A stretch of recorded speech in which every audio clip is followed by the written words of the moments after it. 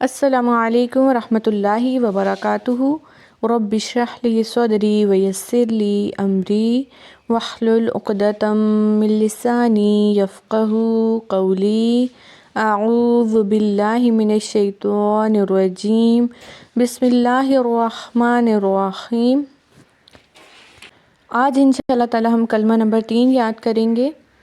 نبی صلی اللہ علیہ وآلہ وسلم نے ابو موسیٰ اشعری رضی اللہ تعالیٰ عنہ سے فرمایا، کیا میں تمہیں ایک ایسا کلمہ نہ بتاؤں جو جنت کا خزانہ ہے؟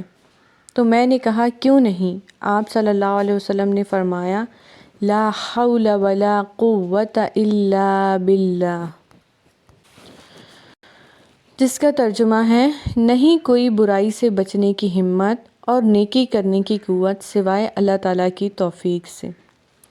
لا حول ولا قوة الا باللہ۔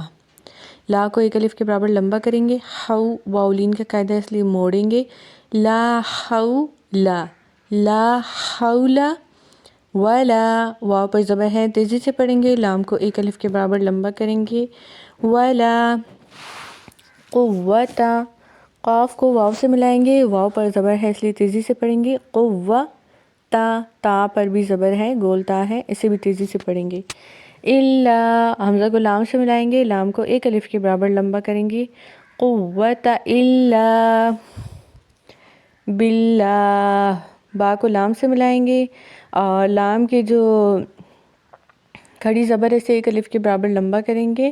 یہاں پہ اللہ تعالیٰ کے لام کو ہم نے باریک پڑھنا ہے کیونکہ اس سے پہلے زیر ہے، باللہ، اور ہاں کو ساکن کر دیں گے۔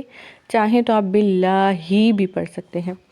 لا حول ولا قوة الا باللہ، لا حول ولا قوة الا باللہ۔